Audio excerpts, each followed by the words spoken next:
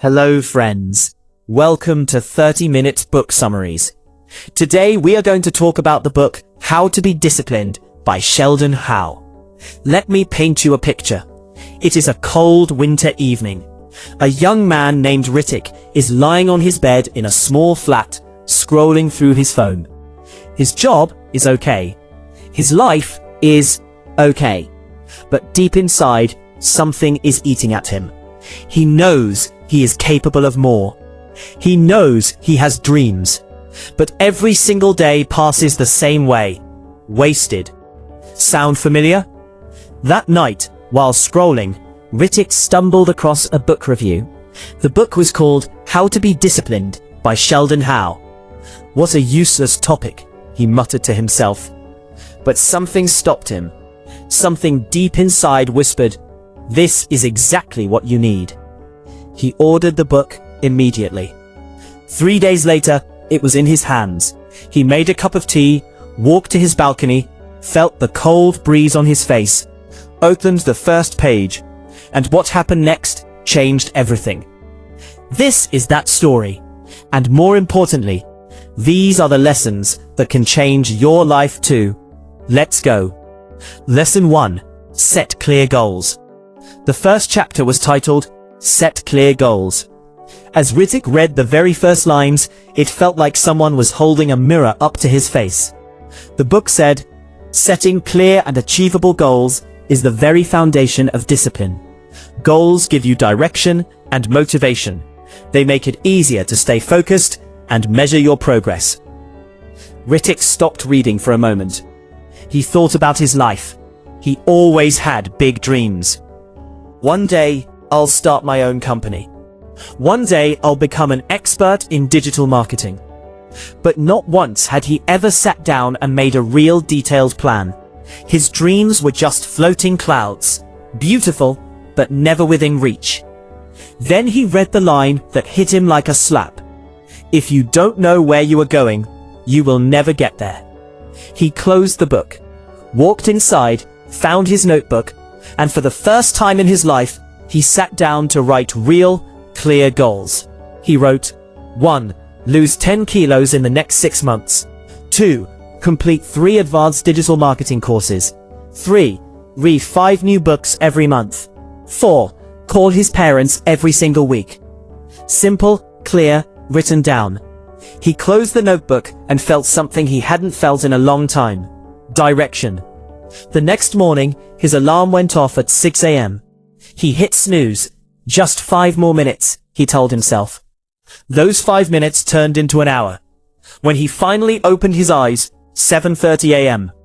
He felt that familiar frustration. Why does this keep happening to me? But then he remembered something the book said. Failure is part of the process. Don't be discouraged by small setbacks. Focus on getting back on track. He smiled, took a breath, and told himself, tomorrow, we start again tomorrow. That evening, he did something powerful. He made a large chart, stuck it on his wall, wrote all his goals on it, and drew small boxes next to each one. Every time he completed a task, he would tick a box. It sounds simple, but that wall chart, it became his daily reminder, his daily motivation, his daily proof that he was moving forward. He started going for morning jogs in the park. The cold air hit his face. He saw other people running, and something clicked inside him. I have to be serious about my life. He went home, opens the book again, and read, break your goals into smaller, manageable steps. A big goal can feel overwhelming, but small steps, anyone can take those. He divided his fitness goal. Week 1, just 15 minutes of jogging. Week 2, 20 minutes. Then slowly, 30. The first chapter had become his guide, his compass. But then, life happened. His mother called. You haven't called in 2 weeks. Do you know how worried we've been? Ritik felt a wave of guilt. He had been so focused on his goals that he had cut off the people who mattered most. He called her back immediately, and that night he added a 4th goal to his notebook.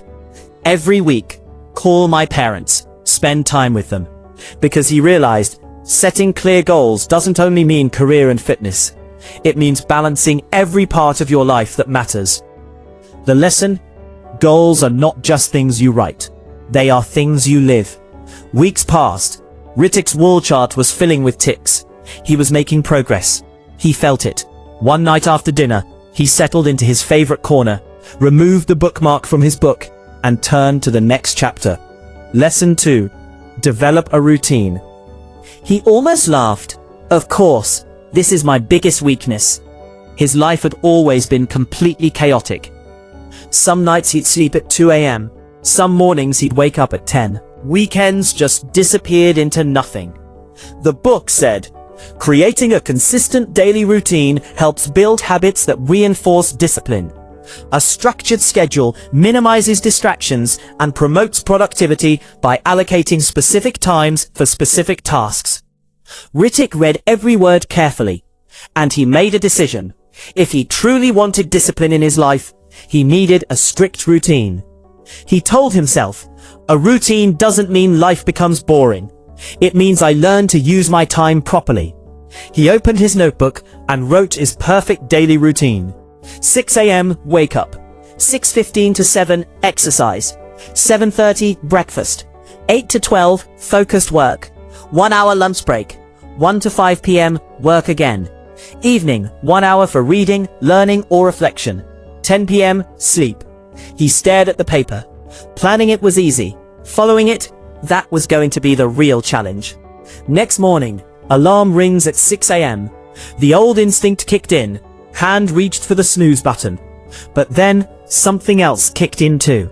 He remembered why he was doing this. He threw off the blanket, stood up, and started his workout.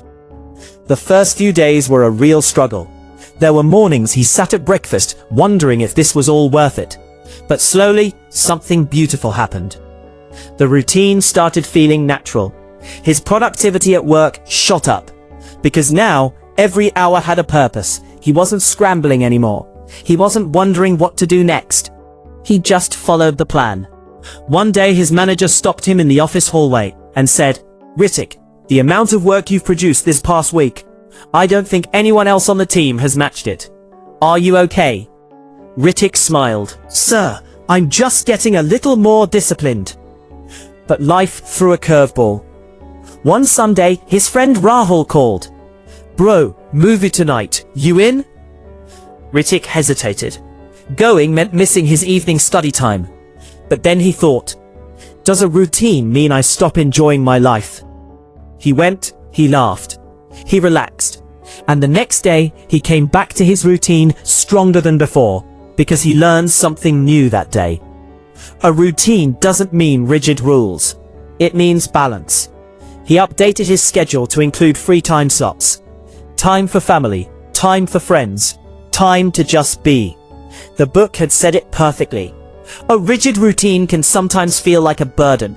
Allow some flexibility to accommodate unexpected events.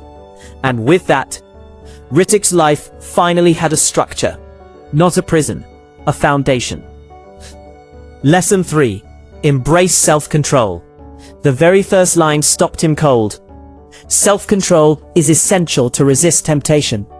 Resisting short-term pleasures in favor of long-term goals is the very foundation of disciplined living. He thought, this is my biggest problem. I always chase short-term pleasure, social media, Netflix, random distractions, and every time I do, I move further from who I want to be. The book warned, distractions are everywhere, and they often disguise themselves as harmless breaks. But every small temptation adds up and slowly derails your progress. Ritik took action the very next day. He deleted every unnecessary app from his phone, set a screen time limit, decided he would check social media only once a day, for exactly 15 minutes, not a minute more. The first day was brutal. Every few minutes, his hand would reach for his phone out of pure habit. But each time he stopped himself. And slowly, it got easier. A bigger test came on a Saturday night. His friends were calling him to a party. He knew that going meant the whole night would disappear. and there was zero chance he'd wake up to his morning workout. He asked himself, do I want what feels good right now? Or do I want what I've been working toward? The book's words came to him. Every time you resist a temptation, you take one step closer to becoming the person you want to be. He said no to the party. He apologized to his friends and explained, I'm working on myself right now. Part of him worried they'd think he was boring. But the next morning, when he woke up on time and followed his routine, the feeling of pride was worth every bit of it. That evening at work, he read a line that he knew he would never forget. Discipline is choosing between what you want now and what you want most. He wrote that line down, stuck it on his mirror, read it every single morning. Self-control, he realized, wasn't just about big dramatic moments. It was in the small ones too. Like the afternoon at the office, when he looked at his favorite gulab jamun at lunch and said no. My fitness goal matters more. The book gave him one final key for self-control. Whenever a temptation arises, remind yourself of your bigger goals. And that is exactly what he did, every single time. Weeks went by. Ritik had a routine. He had self-control. He was more productive than ever. But something still bothered him. His mind kept wandering. Mid-task, a memory from the past would float in, or anxiety about the future would creep in. What if the plan doesn't work? What if I fail again? One evening on his balcony, he said out loud to himself, I've worked on discipline and self-control, so why does my mind still keep running away from me? He picked up the book, turned to chapter 4, Lesson 4, Practice Mindfulness. The book explained, mindfulness helps maintain focus and reduce anxiety. By being fully present in the moment, individuals can better manage their thoughts and emotions, leading to improved decision-making and productivity. And then came a line that made him laugh at himself. The mind is like a monkey, always jumping from one thought to another. Mindfulness helps you tame this monkey and bring it back to the present moment. The very next morning after his workout, Ritik tried something new. He went to his balcony, chose a quiet spot, closed his eyes and started taking slow, deep breaths. For the first few minutes, chaos. His brain ran in every direction. Work deadlines, old arguments, future worries. But he didn't fight the thoughts. He just watched them pass, like clouds, and gently brought his focus back to his breathing. After 10 minutes, silence. Inside his own head, he felt something he hadn't felt in years. Peace. He added 10 minutes of meditation to his morning routine, and 10 minutes before bed. And the results were extraordinary. At work, when a massive project landed on his team's desk with a brutal deadline, everyone around him panicked. But Ritik stayed calm. He quietly made a plan, broke the work into daily tasks, stayed focused. His team lead pulled him aside after and said, I don't know what's happened to you recently, but whatever it is, keep doing it. Mindfulness changed his personal life too. When his mother called, he put everything down, gave her his complete attention, really listened, really responded, and their relationship deepened in a way he hadn't expected. He took one line from the book and pinned it above his work desk. The present moment is the only place where life truly exists. Learn to live in it. One evening, sitting on his balcony, he watched the sun go down. The clouds turned soft orange. He just watched, fully, without thinking about tomorrow or yesterday. And he thought, I used to miss moments like this completely. I was always somewhere else in my head. Mindfulness didn't just help him work better. Then came his biggest test yet. Ritik was given his first major project at work, a real leadership responsibility. He planned everything, met with his team, prepared for every possible scenario. He was confident. But as the deadline approached, things fell apart. Team members missed their tasks. His own work fell behind. The pressure became overwhelming. On deadline day, the project was incomplete. His manager called him in. The disappointment in the room was heavy. That evening, Ritik sat on his balcony, feeling completely defeated. All that work, all that discipline, and I still failed. He picked up the book one more time. Lesson 5. Learn from failures. Failure is not the end. It is a stepping stone to success. Discipline evolves through learning from setbacks, rather than being destroyed by them. And then, every failure carries a lesson. It is up to you to find it, and use it to grow stronger. Ritik closed the book, took a long breath, and over the next few days, he did a deep, honest review of the project. What went wrong? He forgot to do regular check-ins with his team. He tried to handle too much himself instead of properly delegating. He noticed small warning signs early on and ignored them. He wrote every single mistake down. Not to punish himself, but to learn. The book had told him, reflect on your mistakes, not to blame yourself, but to improve. And then the line he needed most. Failure is a detour, not a dead end. It is a chance to refine your strategy and come back stronger. 2 weeks later, a new project arrived. Same type, same pressure, but a completely different Ritik. This time, he held regular team meetings, caught problems early, delegated properly, managed his time without trying to control everything. On deadline day, the project was complete, on time. His manager was beaming. Ritik, the growth you've shown since that last project, it's remarkable. Ritik smiled. He thought back to the version of himself who used to call himself a failure and give up. That person was gone. He added a new section to his wall chart. Lessons learned. Every time he failed at something, he would write what he learned from it. His failures became his teacher. The book said it perfectly. Resilience is built through failures. The more setbacks you face, the stronger you become. He remembered the friends who used to laugh at him when things went wrong. And he thought, failing isn't weakness. Failing and giving up, that's weakness. Failing and learning, that is how champions are made. Lesson 6. Stay consistent. Ritik had come a long way. Clear goals, a strong routine, self-control, mindfulness, and the wisdom to learn from failure. But one last lesson remained. And when he read it, he realized it was the lesson that held all the others together. Lesson 6. Stay consistent. One moment of effort changes nothing. Real change comes from small steps taken every single day, continuously, without stopping. Ritik thought back honestly. How many times had he worked hard for 1 week, and then quit? How many plans had he made and never followed through on? How many dreams had stayed exactly that, dreams? He finally understood why. Consistency was the missing piece. The book said, motivation gets you started, even on the days you don't feel like it. Showing up matters the most.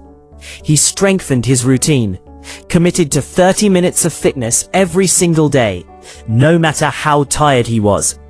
Built a work schedule that protected his deadlines. Stopped letting excuses win. Some mornings were hard. Some mornings lying in bed, every part of him wanted to stay there. But each time he reminded himself, if I give up today, tomorrow becomes harder. But if I show up today, tomorrow becomes easier. And one step at a time, his life transformed. The same type of big project that had broken him months ago came around again. But this time, he attacked it with a plan, with consistency, with calm. Every day, a little more progress. Every day, one more box ticked. On deadline day, the project was perfect. His manager didn't just compliment him. He told him, I want you leading the next department initiative. His fitness was transforming too.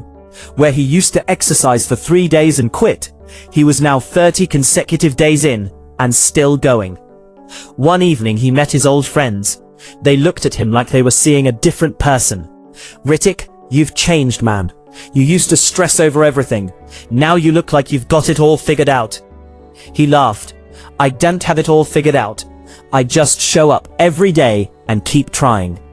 He told them what he had learned. Consistency doesn't mean being perfect every day. It just means keeping your promise to yourself every single day. That night, he came home, sat down, and read the very last page of the book. It said, "Discipline is not the goal. Keep going. And you will find that success becomes a habit, not a destination." Ritik closed the book slowly. He looked out of his window. The moon was casting a soft silver light across his room. The same room where months ago, he had been lying on his bed, feeling lost, purposeless, stuck. He took a deep breath and made himself one final promise. "I will never stop. Not because I have to, but because I know who I am becoming, and I like him." Let's recap. So friends, those were the 6 life-changing lessons from How to Be Disciplined by Sheldon Howe. Let me give you a quick recap. Lesson 1. Set clear goals. Know exactly where you are going. Write it down, live it. Lesson 2. Develop a routine. Structure your day with intention and protect it. Lesson 3. Embrace self-control. Choose what you want most over what you want right now. Lesson 4. Practice mindfulness. Tame the monkey mind. Live in this moment. Lesson 5. Learn from failures. Every setback is a lesson in disguise. Use it. Lesson 6. Stay consistent. Show up every single day. That is the real secret. Now, which of these 6 lessons hit you the hardest? Comment below and tell me. I read every single comment. And if Ritik's story felt like your story, then this book was written for you. Subscribe to 30 Minutes Book Summaries for more summaries that don't just tell you about books, they help you live them. Thank you for staying till the very end. See you in the next one.